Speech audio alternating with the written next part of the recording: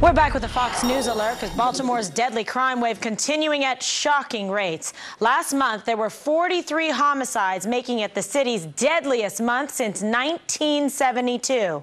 There were also 106 shootings, nearly triple from May of last year. So could this spike in crime have anything to do with the crackdown on our nation's law enforcement? Joining us, Executive Director of the Black Sphere and author of The Big Black Lie, Kevin Jackson. Always a pleasure to have you on the program. These are alarming numbers. What do you attribute it to?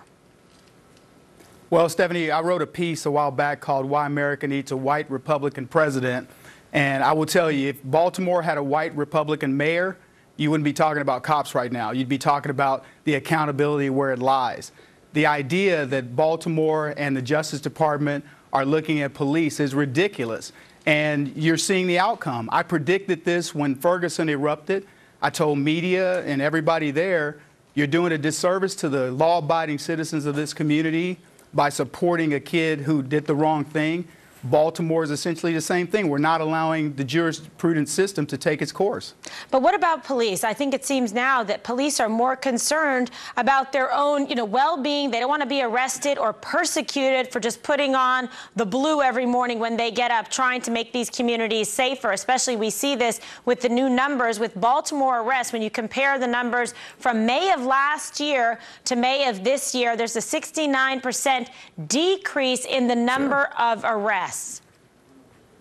Yeah, well, if we forget that police are regular people when they take their uniforms off, and what we've done is we've made them into some sort of, grotesque thing, and it's just not the case. And the outcome is not only are the cops afraid of their jobs and potentially, being indicted for doing the right thing in the case of a Darren Wilson, for example, but they're also saying, you know what, if you don't want us to protect you, then we're going to respond a little bit slower. Maybe, it's one thing for DMV to say, hey, I'm going to go slow in getting you your driver's license. It's a whole other when the police say, if you don't care enough about us, we don't have to care about you.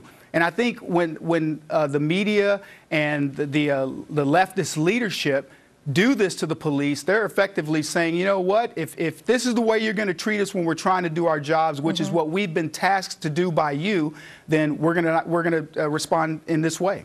Yeah, well, I think it's tough, especially when you have individuals like Marilyn Mosby going aggressively against the police, making activist comments saying we will get justice by any means necessary.